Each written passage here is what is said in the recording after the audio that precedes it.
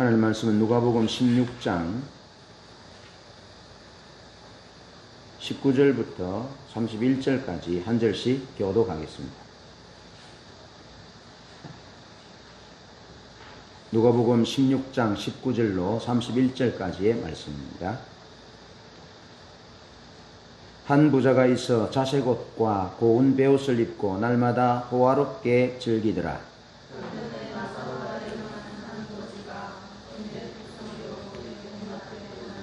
그 부자의 상에서 떨어지는 것으로 배불리려 하며 심지어 개들이 와서 그 헌대를 핥더라.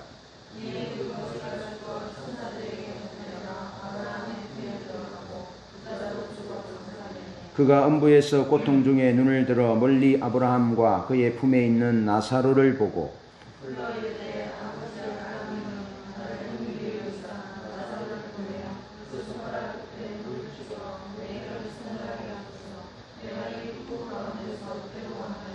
아브라함이 이르되 예 너는 살았을 때에 좋은 것을 받았고 나사로는 고난을 받았으니 이것을 기억하라. 이제 그는 여기서 위로를 받고 너는 괴로움을 받느니라.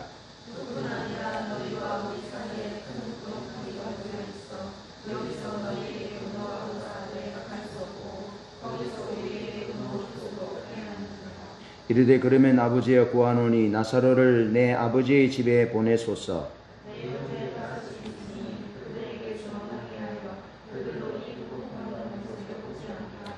아브라함이 이르되 그들에게 모세와 선지자들이 있으니 그들에게 들을지니라.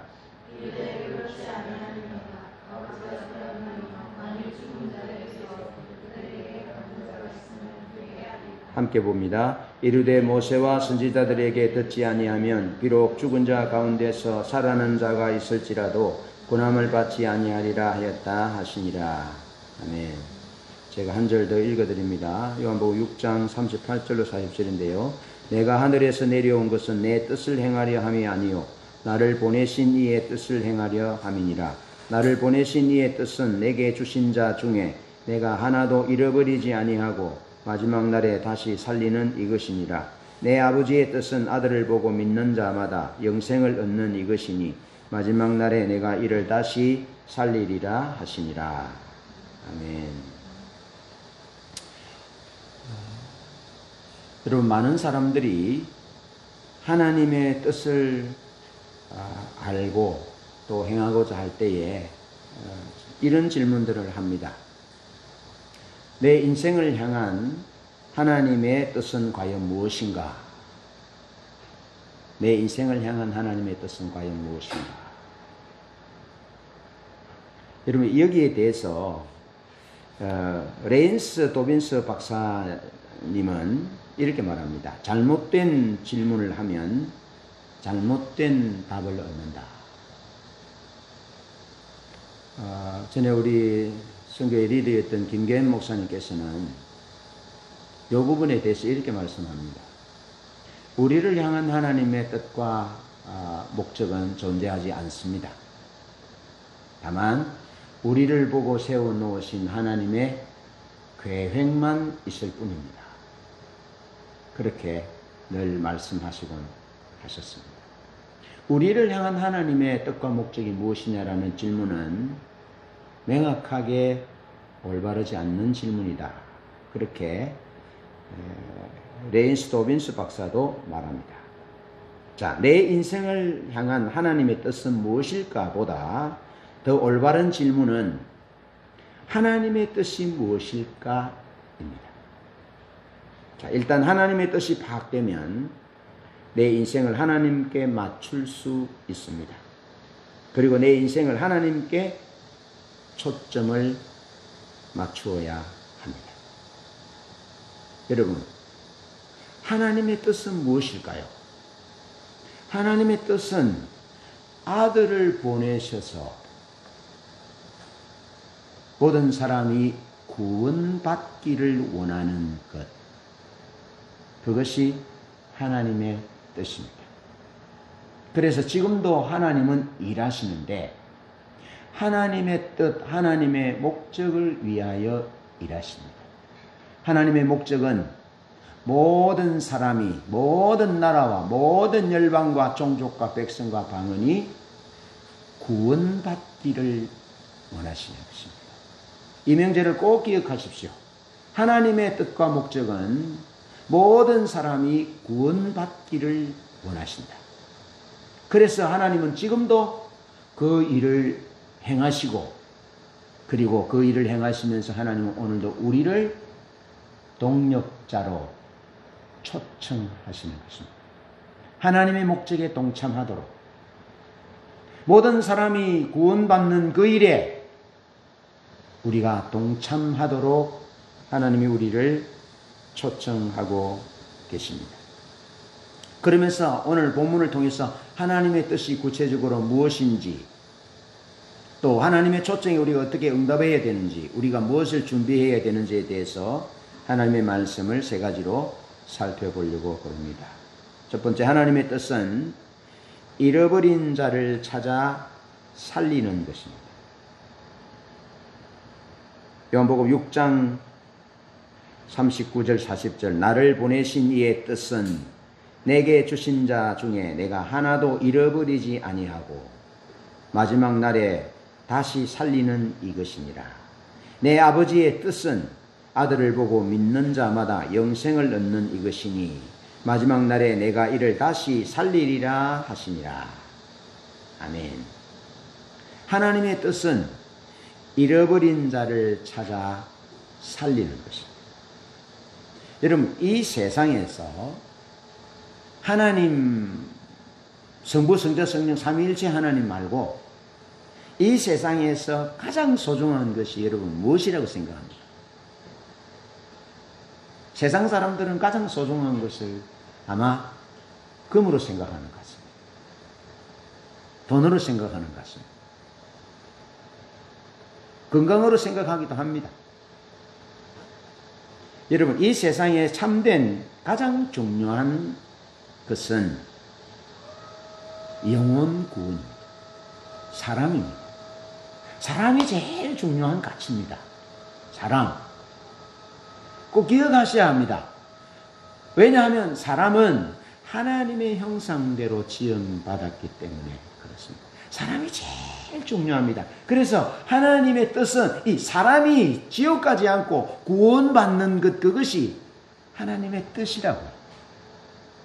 이 일을 위하여 하나님은 아들 예수 그리스도를 보내셨고, 그래서 예수님은 나를 보내신 아버지의 뜻은 그렇게 말씀하면서 죽은 자를 살리는 것이다. 한 영혼도 잃어버리지 않는 것이다. 그렇게 말씀하고 있습니다. 마태복음 16장 26절에 보면 사람이 무엇을 주고 자기 목숨을 구원하겠느냐?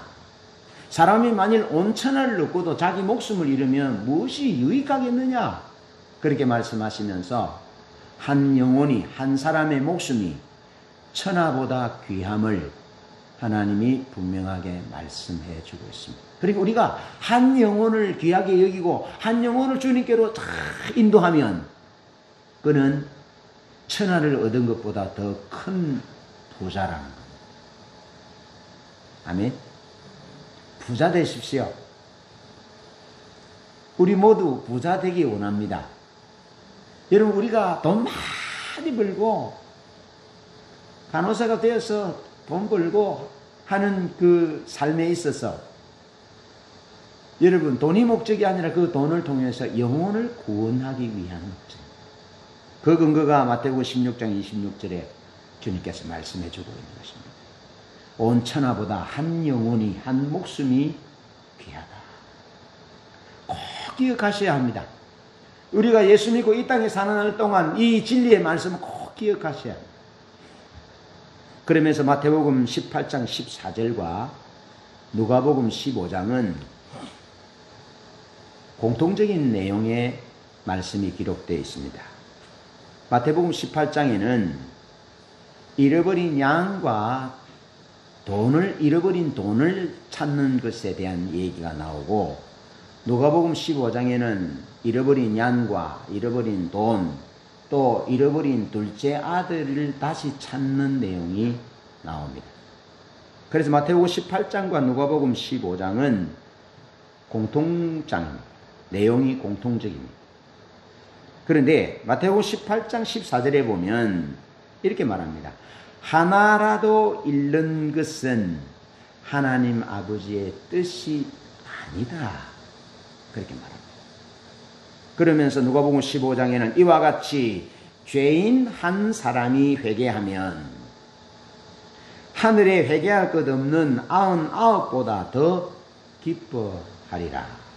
그렇게 말씀합니다. 이 땅에서 한 영혼이 회개해서 죄인이 돌아와서 회개하면 하나님이 기뻐하시는데 하나님의 나라에서 회개할 것 없는 99보다 더 기뻐한다 라고 말씀하고 있습니다. 그러면서 누가복음 19장 10절에는 인자가 온 것은 잃어버린 자를 찾아 구원하려 합니다. 그렇게 말씀합니다. 오늘 이 지옥에 대한, 천국과 지옥에 대한 설교의 본문이 있고 중앙에 있고 그 앞뒤 좌우로 잃어버린 자를 찾으러 왔다. 한 영혼이라도 잃어버린 것이 아버지의 뜻이 아니다. 죄인 한 사람이 회개하면 회개할 것 없는 99이 기뻐한 것보다 하나님의 나라에서는 더 기뻐한다. 그렇게 반복적으로 말씀해 주고 있습니다. 이 세상의 참된 가치는 사람이 영원히 구원받는 것입니다. 이것이 아버지의 뜻입니다. 한 영혼도 이루어지지 않는 것이 아버지의 뜻입니다. 이 아버지의 뜻에 우리의 삶의 전부를 드려야 할 것입니다. 이 삶으로 하나님 우리를 초청하고 있습니다. 그래서 우리가 사업을 하고 직장을 다니고 남편이 직장을 다니고 자녀들이 직장을 다니고 공부하고 할 때 이 목표가 분명하고 뚜렷하다면 불변하다면 우리는 우리 인생을 성공적인 인생으로 살 수 있습니다. 그러나 아무리 많은 돈을 벌고 아무리 원하는 목적을 이루었다 할지라도 잃어버린 한 영혼을 찾아 구원하러 왔다. 한 영혼도 잃어버리는 것이 하나님 뜻이 아니다는 이 목적에 우리의 삶을 드리고 동참하지 못한다면 우리는 우리의 인생을 실패한 인생으로 종결짓게 될 것입니다. 자, 그렇다면 무엇으로부터 구원입니까? 그것은 죄와 사망으로부터의 구원입니다. 지옥은 둘째 사망을 지옥이라 표현합니다. 불과 유황으로 타는 그 못, 둘째 사망, 그것이 지옥으로 성경에서는 표현되는데요. 하나님은 우리를 죄와 사망으로부터, 죽음으로부터 구원받기를 원하시는 것입니다. 그래서 우리를 죄와 사망으로부터 구원해 내시기 위해서 하나님 그분이 죽으셨어요. 하나님 그분. 그 피로 우리를 사셨어요. 그 피로. 여러분 구약시대에 보면 소가 이렇게 사람을 이렇게 받는 버릇이 있는 소가 있잖아요. 그러면은 주인에게 경고를 줍니다. 그래 주인이 자기 소가 사람을 받는 버릇이 있다는 것을 알면 단속해라. 만약 주인이 소가 사람을 받는 버릇이 있는 줄을 알고 단속하지 아니하다가 사람이 죽으면 너도 죽는다. 그렇게 말합니다. 그런데 그 소가 종이 있잖아요. 종을 받아서 죽으면 그 종의 값이 은 30입니다. 은 30.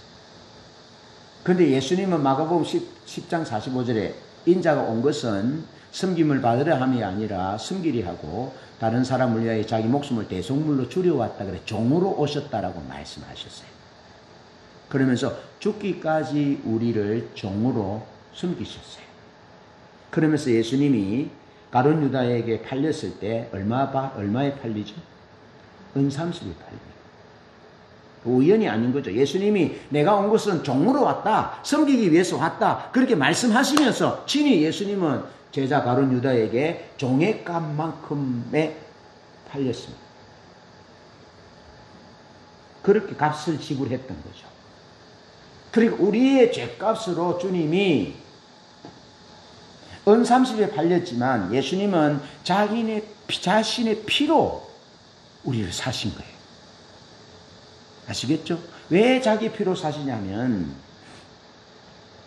레위기 17장 11절 레위기에 보면 이 생명이 피에 있기 때문에 피가 죄를 속한다라고 말씀하고 있어요. 그러면서 히브리서 9장 22절에는 피 흘림이 없은 적 죄사함이 없다라고 말씀하신 거예요. 그래서 예수님이 우리를 죄와 사망으로부터 구원해 내시기 위해서, 건지기 위해서 값을 지불하셨는데 친히 자기의 피를 흘리셨어. 우리를 죽기까지 섬기는 종으로 팔리시면서 십자가를 지시고 우리를 죄와 사망으로부터 구원하신 겁니다. 그러면서 누가복음 16장 19절로 26절에 보면 오늘 본문의 내용인데요. 예수님이 하신 설교 내용입니다. 예수님이 하신 설교 내용. 그럼 예수님이 없는 얘기를 지어내신 분이 아니죠? 그러면 예수님의 설교 속에 오늘 본문이 있는데 이것은 지옥과 천국에 대한 설교를 예수님이 직접 하셨다는 사실입니다.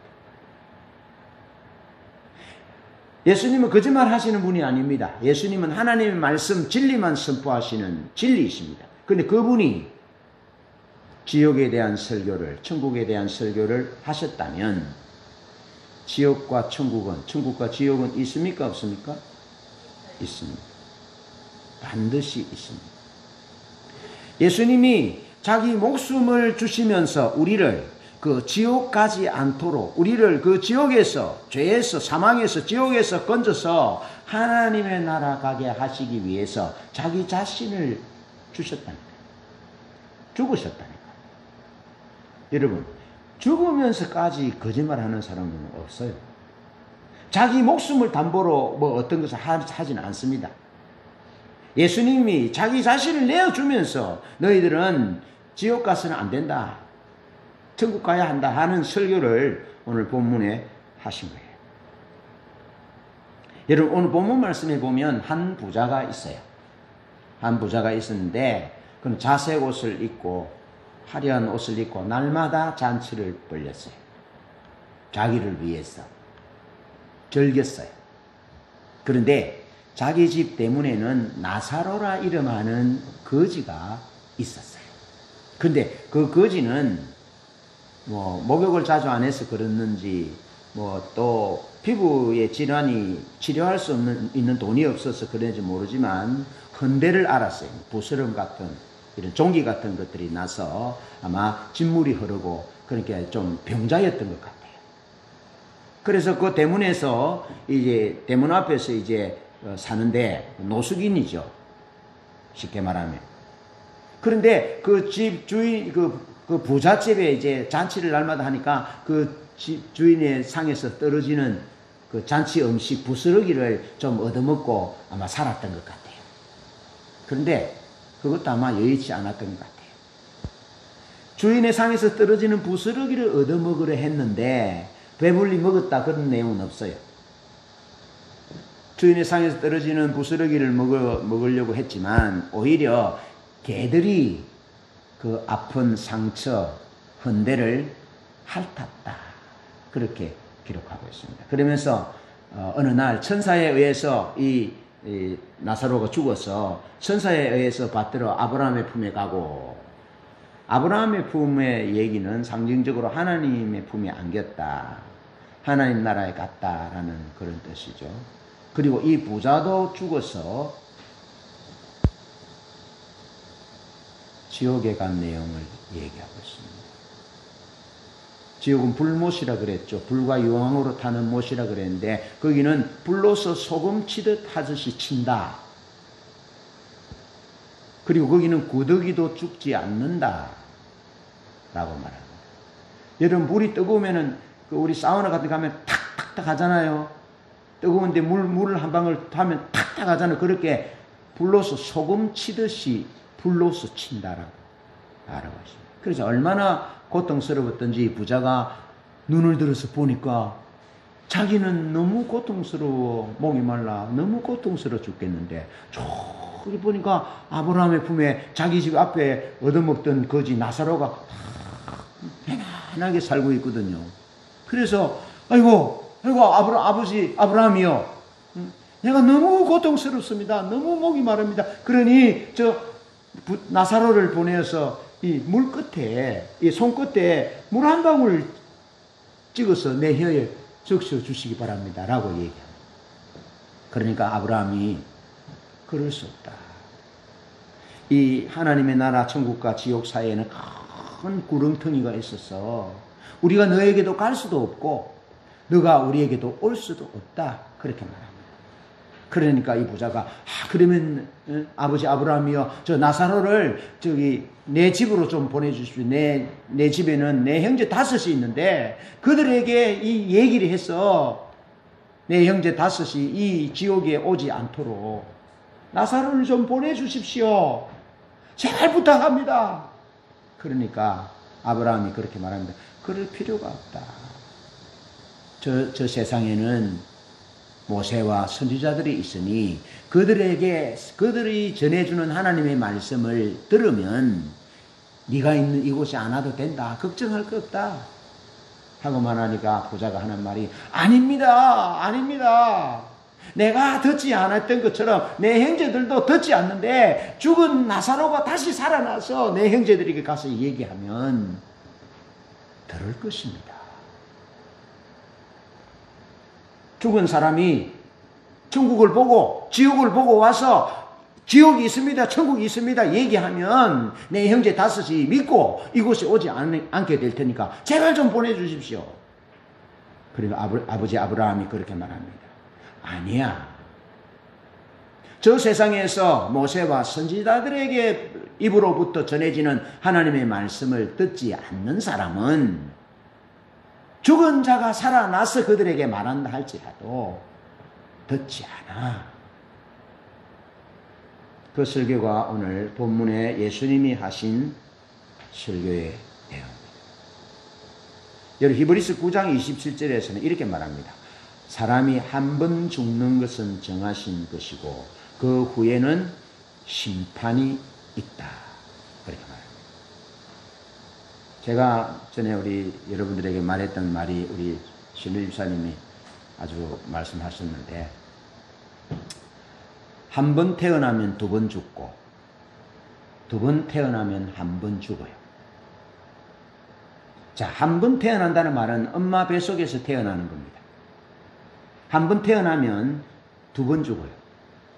한 번은 우리 육신의 죽음이고 히브리서 9장 27절에 한 번 죽는 것은 정하신 것이고 그 후에는 뭐가 있다?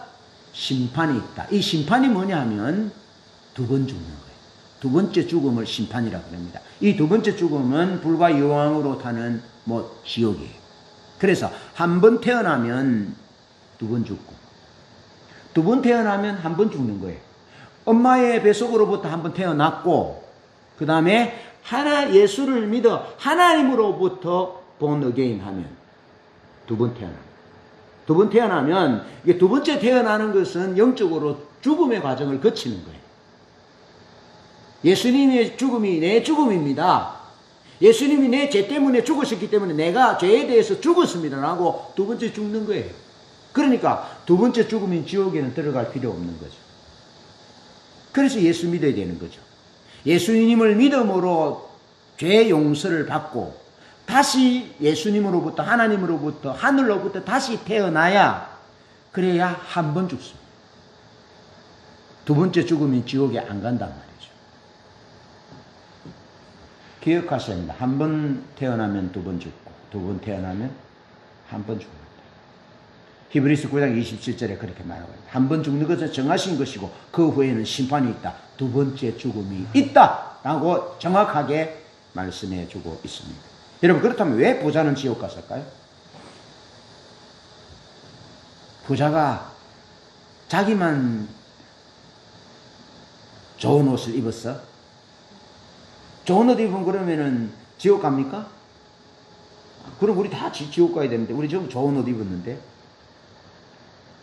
여러분, 부자가 지옥 간 이유는 누가복음 오늘 본문 16장 29절을 한번 봅니다. 29절 시작. 아브라함이 이르되 그들에게 모세와 선지자들이 있으니 그들에게 들을지니라. 아멘. 여러분, 부자가 지옥 간 이유는 모세와 선지자들이 전해주는 하나님의 말씀을 듣지 않아서 지옥 갔습니다. 하나님의 말씀은 형상이 없습니다. 말씀으로 언약한 겁니다. 약속한 겁니다.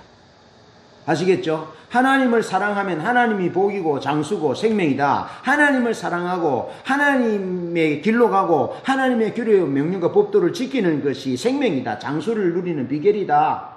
그리고 내 이웃을 사랑해라. 사회적 약자들을 사랑해라 하는 이 하나님의 말씀을 전해주는 이 모세와 선지자들을 통해서 전해주는 하나님의 말씀을 듣지 않은 거예요. 오늘 의미로 하면 예수를 믿지 않았다 이 말이죠. 예수님을 구세주로 영접하는 자는 하나님의 자녀가 되는 권세를 주셨다라고 말씀하셨고, 하나님이 세상을 사랑하사 독생자를 주셨으니 이는 저를 믿는 자마다 멸망치 않고 영생을 얻게 하려 하심이라. 가로되 주 예수를 믿으라 그리하면 너와 내 집이 구원을 얻으리라 하는 이 하나님의 말씀을 받아들이지 않은 거예요. 그래서 아들이 있는 자에게는 생명이 있고 하나님의 아들이 없는 자에게는 생명이 없느니라. 영생이 없느니라. 성경은 하나님의 말씀은 분명하게 우리에게 말씀해주고 분명하게 우리에게 전해주는 겁니다. 그런데 한 부자는 모세와 선지자 그들이 전해주는 하나님의 말씀, 생명의 말씀, 설교 말씀을 듣지 않았다. 마음을 열어서 받아들이지 않았다는 겁니다. 그 결과 부자는 지옥에 가게 된 것입니다. 요한복음 3장 5절에 보면 사람이 물과 성령으로 나지 아니하면 하나님 나라에 들어갈 수 없다. 사람이 거듭나지 아니하면 하나님 나라를 볼 수 없고 물과 성령으로 나지 아니하면 하나님 나라에 들어갈 수 없다라고 분명하게 예수님이 말씀하셔요. 그럼 물과 성령으로 난다는 말은 무슨 말입니까? 진리와 성령으로 난다는 겁니다. 다시 말하면 말씀과 성령으로 다시 태어난다는 겁니다. 자, 오늘 부자가 모세와 선지자들이 전해주는 하나님의 말씀이 있습니다. 하나님의 말씀을 듣고 성령이 빛을 비추어서 이것이 생명이구나, 이것을 받아들일 때 이게 생명이구나 하는 것이 이 말씀과 성령으로 거듭난다는 겁니다. 아시겠죠? 우리가 거듭날 때, 우리가 은혜를 입을 때 반드시 말씀이 있어야 합니다. 말씀, 하나님의 말씀. 하나님의 말씀이 있고 이걸 받아들일 때 성령이 빛을 비추어서 이것이 하나님의 말씀으로, 천국 가는 말씀으로, 생명의 말씀으로 받아들여지게 되는 것입니다. 그래서 말씀과 성령인 겁니다. 물과 성령으로 거듭나지 아니하면, 이 말은 하나님의 말씀과 성령으로 거듭나지 아니하면, 다시 태어나지 아니하면 이라는 의미입니다. 부자는 물과 성령으로 거듭나지 못했습니다. 다시 태어나지 않았습니다. 그래서 한 부자는 결국 하나님의 나라에 들어갈 수 없었던 것입니다. 자, 그렇다면 하나님은 왜 예수님을 보내셨습니까? 히브리서 1장 1절로 3절 한번 보겠습니다.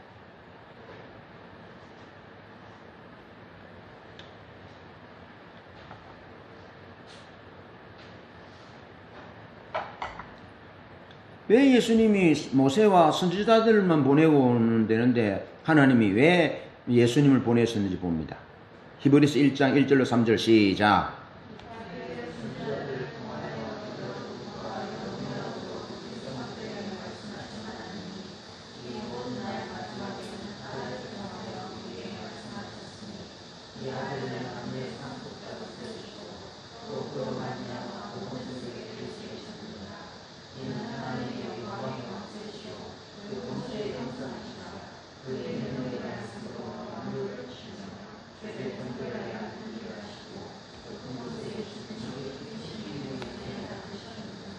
아멘. 자, 옛날에는 하나님이 선지자들을 통해서 말씀하셨어요.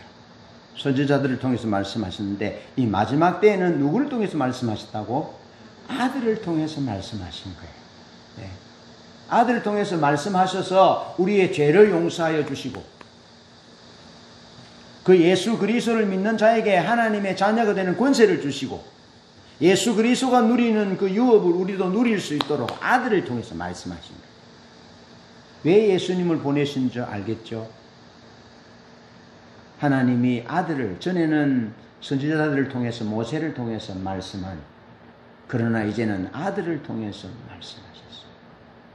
아들을 통해서 말씀하셨고 그 아들의 영을 보내셔서 아들이 말씀한 그 말이 진리인 것이, 아들이 말씀한 아들 예수 그리스도 그분이 말씀하신 것이 우리의 죄를 용서하기 위해서 죽으셨다는 그것이 사실임을, 그리고 부활하셔서 부활의 첫 열매가 되신 것이 사실임을 아들을 통해서 말씀하십니다. 그래서 요한복음 6장 38절로 40절에는 아들을 보고 믿는 자마다 영생을 얻도록, 그리고 마지막 날에 내가 이를 다시 살리리라 말씀하셨습니다. 자, 하나님이 우리 사람이 영혼이 구원받도록, 한 영혼도 잃어버리는 것이 하나님의 뜻이 아닌데 하나님은 한 영혼도 잃어버리지 않기 위해서 얼마나 많은 수고를 하셨는지, 얼마나 많이 일하셨는지, 얼마나 많은 안전장치를 주셨는지를 보셔요. 그래서 모든 사람은 하나님 앞에서 변명할 수 없습니다. 모세를 통해서 선지자를 통해서 말씀하셨다가 그것도 부족해서 친히 하나님 그분이 아들을 보내셔서 아들을 통해서 말씀하셨어요. 특별하게 말씀하신 거예요. 그러면서 하나님이 자연을 통해서 우리 양심을 통해서 하나님이 또 말씀하십니다. 그래서 어떤 사람도 그 누구도 하나님이 너무하시다, 왜 그러냐라고 부당하다고 말할 수 없습니다. 하나님은 모든 영혼이 구원받기를 원하셔서 아들을 보내셨고 사도들을 보내셨고 선지자를 보내셨고 모세를 보내시고 아들을 보내셔서 말씀하십니다. 그럼 우리 양심을 말씀하시고 자연 만물을 통해서 간접적으로 하나님 그분의 사랑을 받아들이도록, 그분이 주인이신 것을 받아들이도록 우리에게 지속적으로 말씀하고 계시는 것입니다. 하나님의 뜻은 잃어버린 자를 찾아 살리는 것입니다. 여러분, 1755년 11월 1일 포르투갈 리스본에 아침 9시 30분경 리히터 규모 7.0의 지진 여진이 덮칩니다. 지금 현재 코로나 상황을 얘기할 때 빠뜨리지 않고 하는 얘기가 리스본의 강진을 얘기합니다. 리스본의 그때 인구가 25만 명이었는데요. 10분의 1인 2만 5천 명이 신부, 수사, 수녀. 그래서 리스본은 가톨릭의 도시였습니다. 하나님을 믿는 도시였습니다. 그런데 1755년 11월 1일 아침 9시 30분 북대서양 100km의 해저의 지진의 여진으로 완전히 무너집니다. 그래서 사람들은 리스본에 한 15,000명이 죽었다, 사망자가. 그리고 어떤 사람들은 5만에서 6만이 죽었을 것이다, 그렇게 추측하지만 정확하게 몇 명이 죽었는지는 정확하게 모릅니다. 그러나 분명한 것은 11월 1일 그 지진 후에 계속해서 바다에서 죽은 사람의 시신이 더 올랐다라는 사실입니다. 자, 그러면서 문제의 심각성은 그 리스본의 전쟁, 그 리스본의 지진 그 이후, 그리고 계몽주의와 과학이 발달되는 그런 과정들을 거치면서 어떤 일이 일어나냐면 절대 신앙의 자리에 이성이 자리를 합니다. 과학이 자리를 합니다. 그리고 세속적 가치가 자리를 합니다. 여러분, 15세기 이 그 리스본의 지진이 일어날 때 또 그 전 사람들의 중심은 절대 신앙이 가치로 자리했습니다. 절대 신앙. 그래서 이런 일이 있을 때 우리가 하나님 앞에 뭐 회개를 안 해서 그렇습니다. 우리가 부족해서 그렇습니다. 그렇게 영적으로 신앙적으로 그렇게 했다는 거예요. 그러면서 그럼 그때 하나님은 뭐 하셨느냐? 그때 하나님은 뭐 하셨느냐? 이런 수많은 사람들이 죄 없는 사람들이 죽도록 뭐 하셨느냐? 그렇게 이성적으로 접근하게 됩니다. 그러면서 망원경을 발견하고 현미경을 발견하고 그러면서 하나님의 자리를 이런 과학이 대체하게 됩니다. 세속적 가치들이 자리하게 됩니다. 하나님의 자리를 대신하게 되었고, 그러면서 하나님을 우리 인간의 고통에 무능한 하나님으로 규정하고 신학자들이 그렇게 규정하게 됩니다. 그러면서 많은 사람들이 하나님을 버리고 떠나갔습니다. 심지어 신학자들조차도 절대 하나님의 절대 가치, 절대 신앙을 버리고 하나님 우리 인간의 고통과 아무런 어떤 해결도 해줄 수 없는 손 놓고 있는 분으로 그렇게 치부하고 하나님을 버리고 떠나가는 일이 일어났습니다. 이것은 오늘날까지 이어지고 있습니다. 여러분, 코로나19 사태 이후에 점점 더 불신앙이 가속화될 것으로. 그러나 여러분 꼭 기억하십시오. 이미 수백 년 전에 이런 일들이 있었고 교회를 떠나는 일들이 있었다는 사실을 꼭 기억하십시오. 그러면서 우리가 어떤 자세를 취해야 되는지를 보셔야 합니다. 여러분, 사람들은 그 리스본의 지진과 또 IT의 지진, 해일, 여러 가지 또 9.11 테러로 인한 수많은 사람들의 목숨을 잃은 이런 여러 가지 일들을 경험하면서 경험 가능한 것이 진리이냐? 사람들이 그런 경험을 통해서 우리에게 일어나는 여러 가지 현실적인 경험을 통해서 절대 가치인 신앙을 버리게 되는데 많은 사람들이 그렇게 합니다. 우리도 그럴 수 있습니다. 특히 코로나19 이후에 많은 교회들이 그럴 수 있습니다. 지금 특히 교회가 어떤 바이러스를 전파하는 온상인 것처럼 비춰지는 그런 부분들도 많습니다. 그럴 때 경험 가능한 것, 또 감각적인 기준으로 하나님을 판단하고 신앙을 판단해서는 안 된다는 거예요. 여러분, 지옥이 감각으로 지옥을 알 수 있습니까? 감각적으로 경험 가능합니까, 지옥이? 여러분, 지옥은 경험하기 위해서도 가서는 안 되는 곳입니다. 거기 가면 나올 수 없어요. 예. 죽음은 여러분, 경험하기 위해서 한번 죽어볼래요? 그 끝이에요. 무슨 얘기냐 하면, 경험 가능한 것이 하나님의 자리를 대신하는데, 사람들이 그렇게 경험을 의지하는 거죠. 경험이 최고인 거예요. 실제 사람들은. 그런데 이 경험 때문에 우리의 신앙이 무너져서는 안 된다는 거예요. 그 이유를 오늘 본문에 하는 주님은 설교를 통해서 말씀하시는 거예요. 지옥이 실제로 있는데 경험 못한다고 해서 없는 게 아니다. 그런데 그렇다고 해서 지옥은 경험해서는 되는 게 아니다. 죽음도 반드시 한 번은 죽는데 이거는 죽으면 끝이다. 한번 경험해보고 그거 안 된다라는 거죠. 그래서 경험 가능한 우리의 경험이 우리의 신앙과 하나님의 살아계심의 어떤 여부를 판단하는 기준이 되어서는 안 된다는 거예요. 아멘? 감각적인 어떤 것. 여러분, 이 시대는 감각의 시대입니다. 감각. 진짜 감각의 시대입니다. 또 어떻게 변화될지 모릅니다. 감각적입니다. 감각적인 것을 좋아합니다. 그런데 감각적인 기준으로 하나님과 우리의 신앙을 결정지어서는 안 된다는 겁니다. 꼭 기억하시기 바랍니다. 경험과 감각 너머에 영생과 지옥의 세계가 분명히 있음을 주님께서 우리에게 경고하고 있습니다.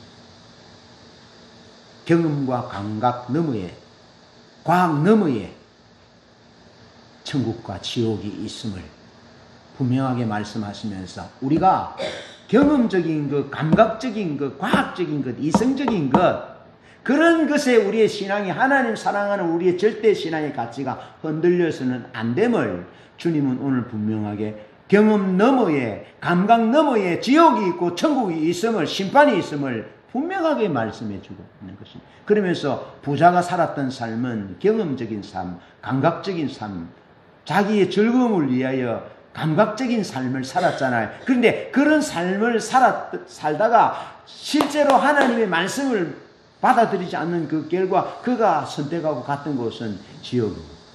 영원한 심판, 불못의 고통에 던져지게 되었다라는 것. 주님이 그래서 요한복음 6장에서 말씀하고 있습니다. 내가 하늘에서 내려온 것은 내 뜻을 행하려 함이 아니요 나를 보내신 이의 뜻을 행하려 함이니라. 나를 보내신 이의 뜻은 내게 주신 자 중에 내가 하나도 잃어버리지 아니하고 마지막 날에 다시 살리는 이것이니라. 내 아버지의 뜻은 아들을 보고 믿는 자마다 영생을 얻는 이것이니 마지막 날에 내가 이를 다시 살리리라 하시니라. 아멘. 천국과 지옥이 있습니다. 그러나 하나님은 모든 사람, 한 사람도 지옥 가기를 원치 않으시는, 그래서 우리에게 말씀하시는, 그래서 그분의 말씀을 들어야 할 존재가 우리라는 겁니다. 경험과 감각과 과학, 이성에 의지하는 것이 아니라, 그것이 기준이 아니라 하나님의 말씀이 우리의 기준이라 기억하셔야 합니다.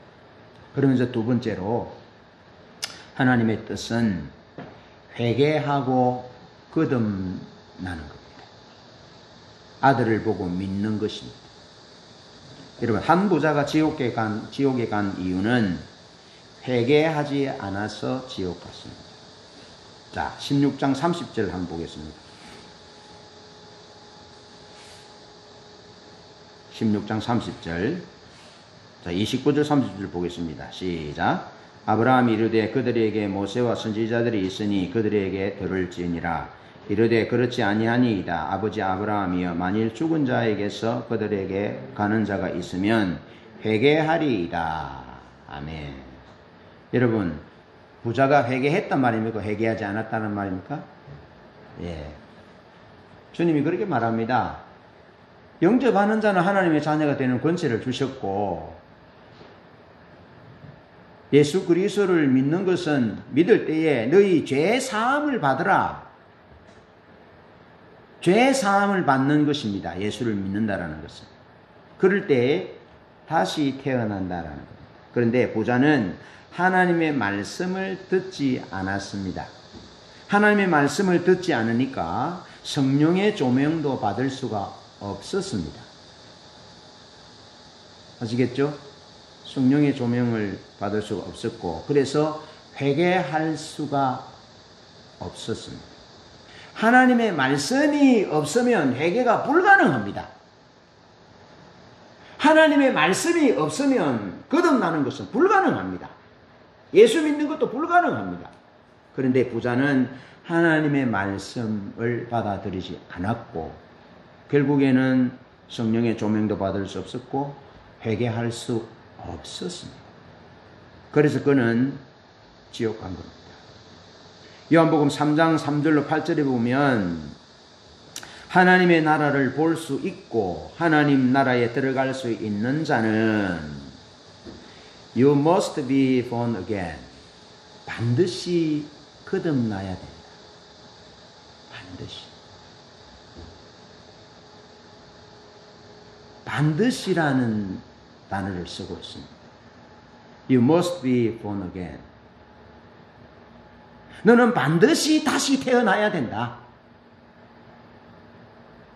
반드시 거듭나야 된다. 반드시 하늘로부터 두 번째 태어나야 된다. 하나님으로부터. 그래야만 하나님의 나라에 갈 수 있다. 이것을 예수님은 아들을 보고 믿는 것이라 라고 말합니다. 내가 온 것은, 아버지의 뜻은 아들을 보고 믿는 것인데, 그것은 you must be born again. 반드시 너는 다시 태어나야 됩니다. 하나님으로부터, 하늘로부터 반드시 태어나야만 하나님의 나라를 볼 수 있고 하나님의 나라에 들어갈 수 있음을 말씀하고 있습니다. 자, 그렇다면 부자는 왜 회개하지 않았을까요?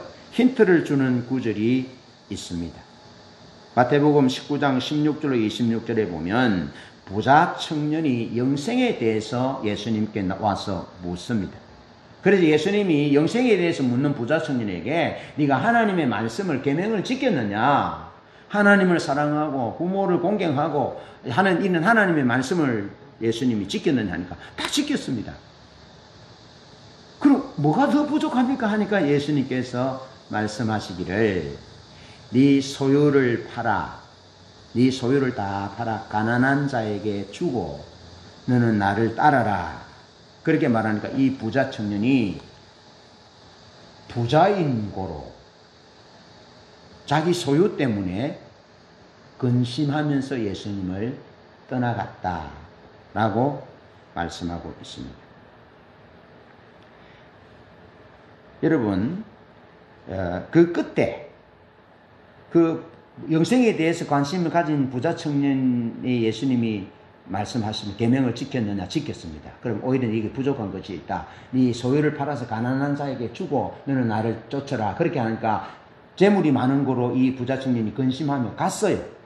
그런데 그 끝자락에 예수님께서 말씀하셔요. 낙타가 바늘 귀로 들어가는 것이 부자가 하나님 나라에 들어가는 것보다 쉽다. 돌려 말하면 부자가 하나님 나라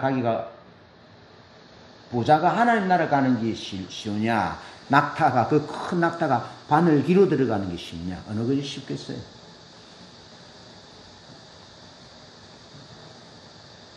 여러분, 낙타를 바늘 귀로 넣어보겠어요? 불가능해요.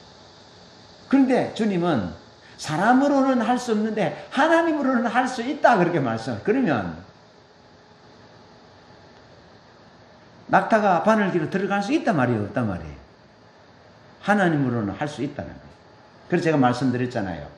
그 큰 사람이 하나님 나는 먼지와도 같습니다. 먼지보다 못합니다. 라고 할 때 그는 뭐가 된다고요? 비로소 먼지가 되잖아요. 작은 먼지. 그럼 작은 먼지는 바늘귀로 들어갈 수 있어요, 없어요? 들어가요. 그 의미인 거죠. 그런데 주님은 그렇게 말씀합니다. 낙타가 바늘귀로 들어가는 것이 부자가 하나님 나라에 들어가는 것보다 쉬우니라. 그럼 이 부자가 왜 주님이 부자와 나사로의 비유에서 부자가 천국에 못 갔는지 힌트가 되지요? 자, 부자가 회개하지 않은 것에 대한 두 번째 힌트는요. 마태복음 18장 1절로 10절에 나오는데 천국에 들어갈 수 없는 자세를 예수님이 말씀하세요. 그것은 어린아이와 같이 자기를 낮추지 않는 사람, 그리고 눈으로 범죄하는 사람, 그리고 삼가 이 작은 자 중 하나를 업신여기는 자. 이게 같이 있어요. 이게 같이 있어요. 여러분, 그러면 이 이상의 힌트의 구절을 통해서 오늘 본문의 배열 역시 잃어버린 자를 찾는 말씀 중간에 있는 것과 작은 자 중에 하나를 실족게 하는 자는 연자 맷돌을 목에 걸고 지옥불에 던져지는 것이 낫다라는 말씀 중간에 있습니다. 자, 이로 볼 때 이를 토대로 하여 한 부자가 지옥에 갔고 나사로는 천국에 갔는데 한 부자가 지옥에 간 이유는 그는 부자였어 마음이 교만한 듯 합니다. 어린아이와 같이 자기를 낮추지 않은 것이 분명합니다. 어린아이와 같이 자기를 낮추지 않으니까 모세와 선지자들이 전해주는 하나님의 말씀이 더 이상 필요하지 않았습니다. 자기가 자기 인생의 주인이었고 왕이었고 자기가 가지고 있는 재물이 그의 힘이었습니다. 그래서 어린아이와 같이 자기를 낮출 필요가 없었습니다. 자기를 먼지와 같은 존재입니다 라고 겸손할 필요가 없었습니다. 그래서 바늘기로 통과할 수 없었습니다. 낙타와 같이 큰 존재는 내가 먼지와 같습니다 라면 바늘기로 들어갈 수 있는데, 자기는 부자라서 마음이 교만하고 높아서 어린아이와 같은 마음이 되지 못해서 천국에 갈 수 없었습니다. 그러면서 그는 마음이 높아져서 하나님의 뜻에는 관심이 없었던 것입니다. 여러분, 그가 자색 옷을 입었습니다. 자색 옷은 왕들이 입는, 자기 스스로 그런 생각들을 하고 호화롭게 즐기면서 왕인 양 귀인인 것처럼 살았지만 하나님의 뜻에 관심이 없었다는 겁니다. 여러분, 좋은 옷을 입는 것은 죄가 아닙니다. 좋은 음식을 먹는 것은 죄가 아닙니다. 좋은 집에 살고 좋은 자동차를 타고 다니는 것은 죄가 아닌데,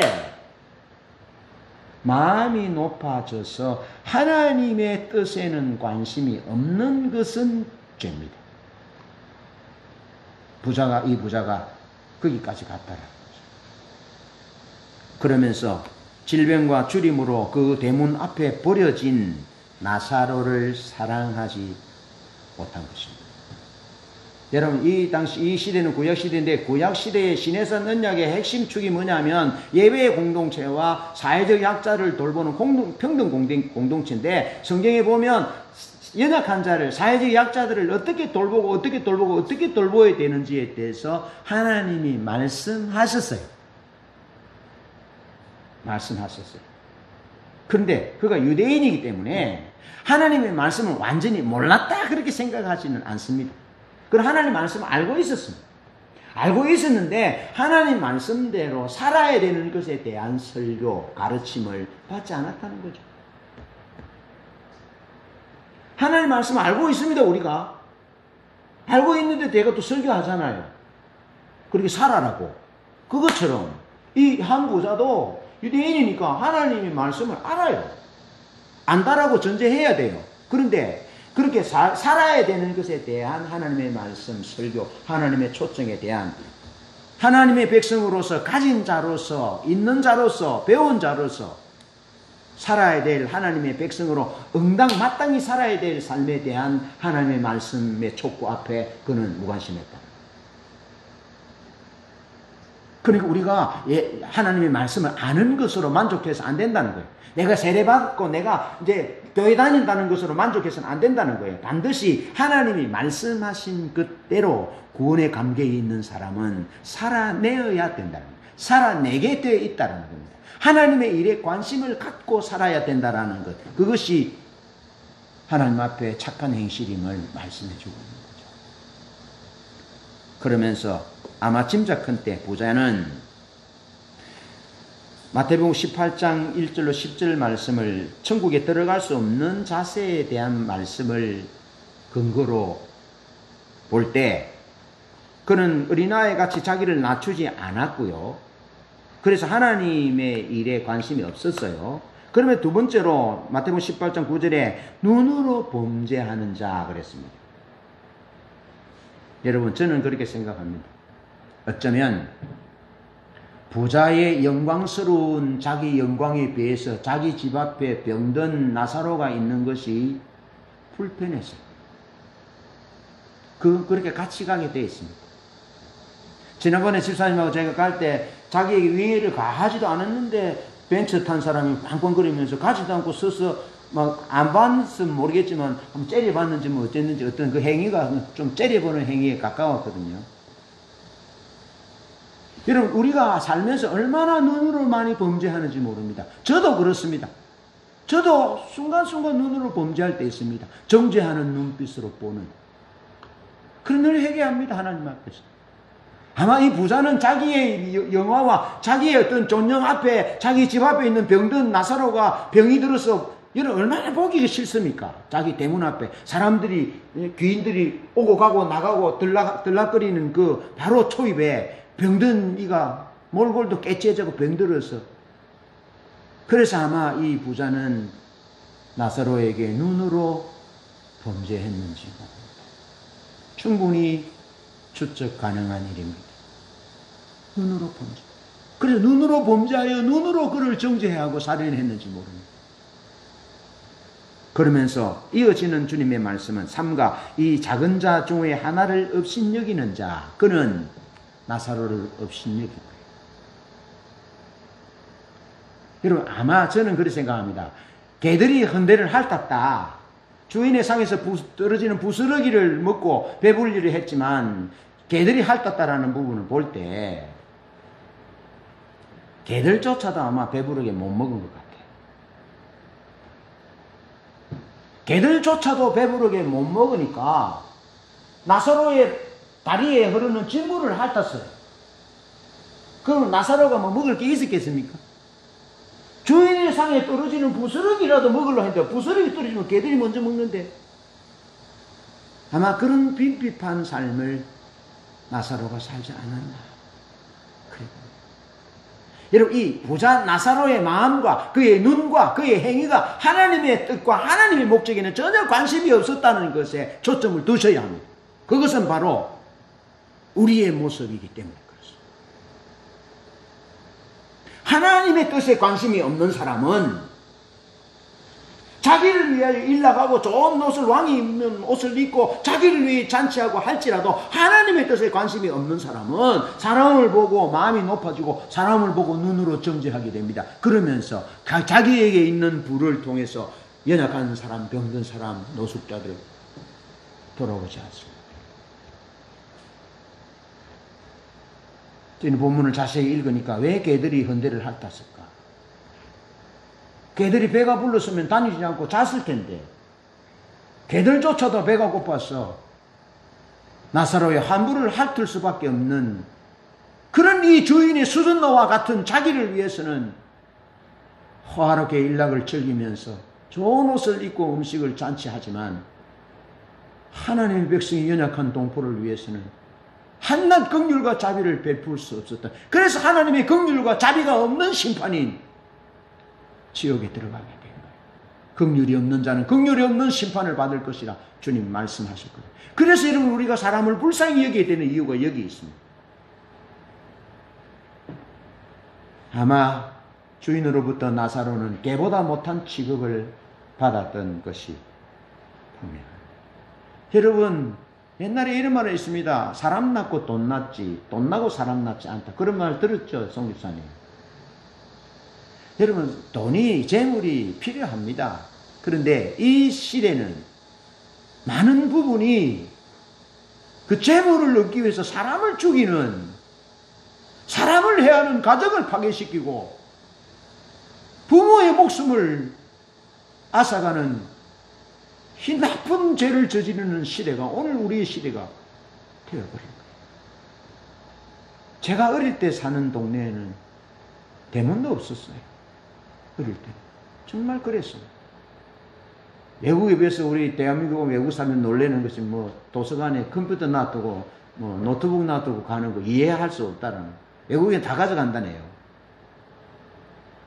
그러고 보면 대한민국 좀 괜찮습니다. 그렇지만 점점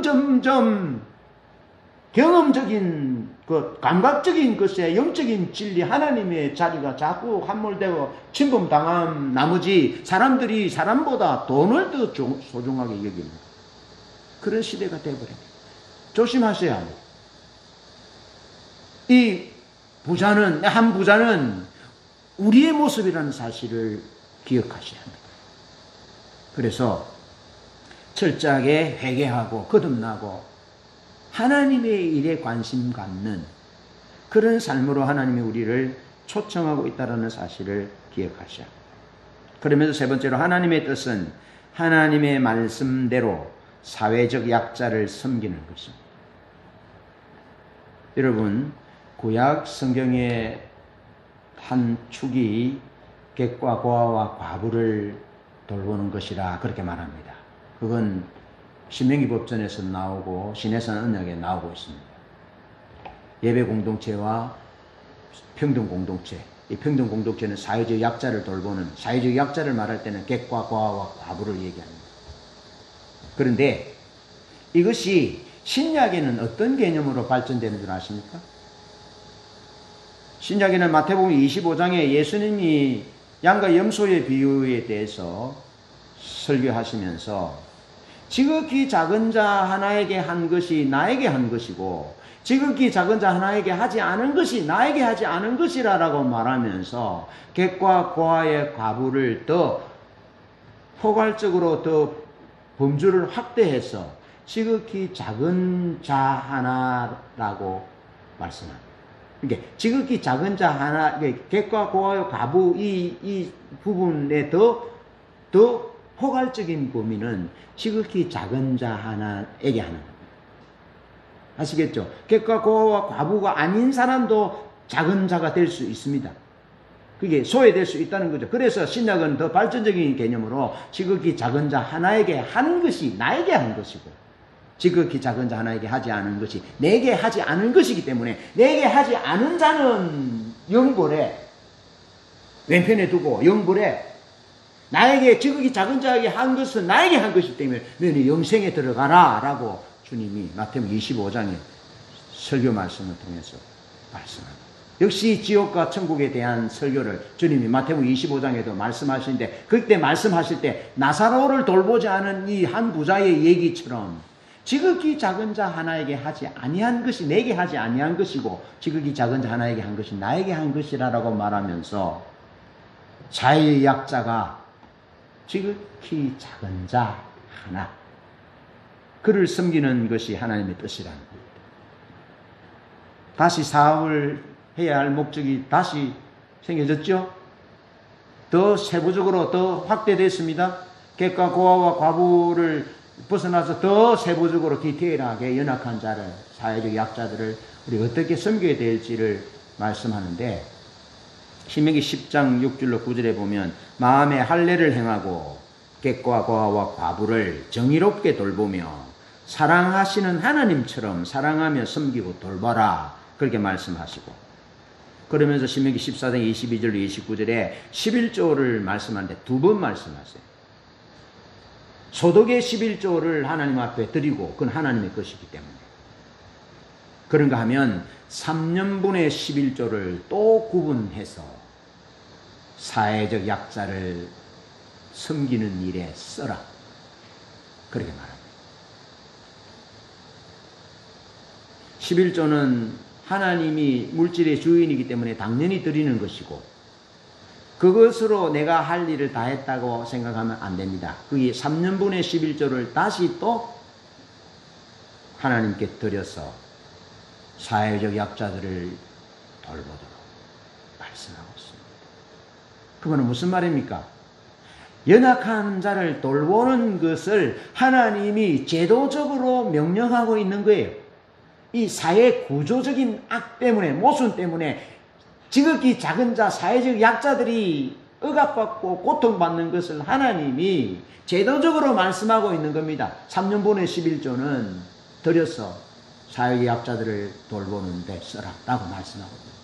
그러니까 여러분 우리 할 일이 많습니다. 하나님 앞에 11조로 수업에 11조도 드리고 그리고 3년분의 11조를 구분하여 그것은 구제헌금이겠죠. 구제헌금. 우리 주변에 있는 어려운 자들을 돌보라고 말씀합니다.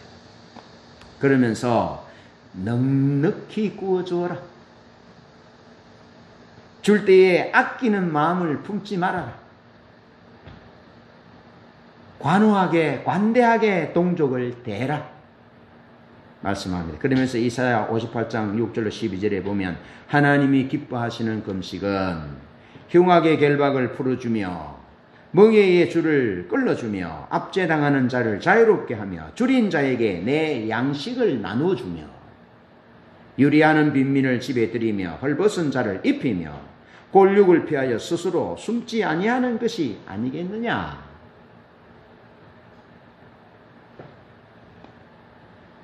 집사님 사업이 잘 되고 교회가 재정들이 많아져서 이런 마음, 하나님 이런 마음을 주셨습니다.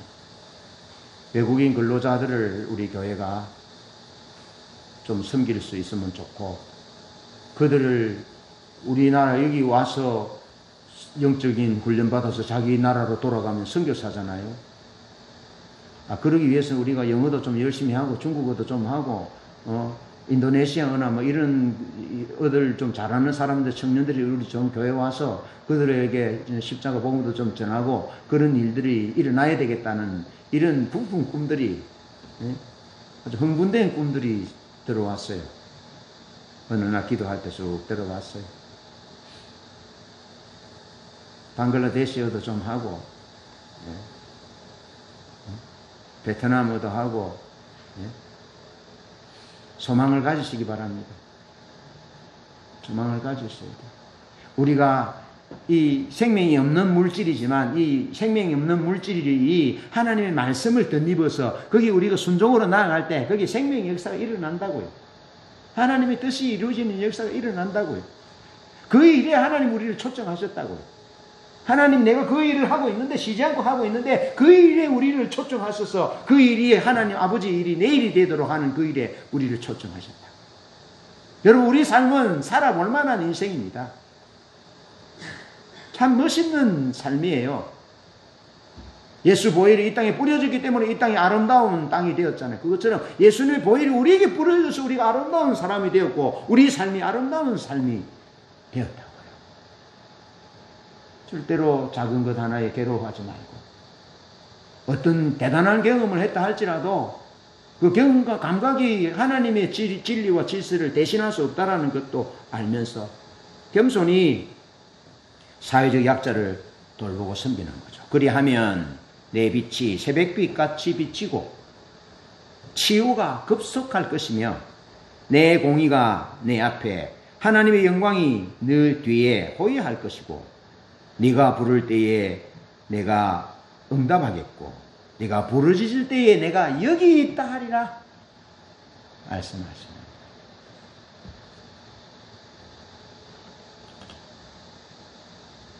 말씀을 맺습니다. 오늘 말씀은 예수님이 지옥에 관하여 설교하신 몇 안 되는 직접 하신 설교 말씀입니다.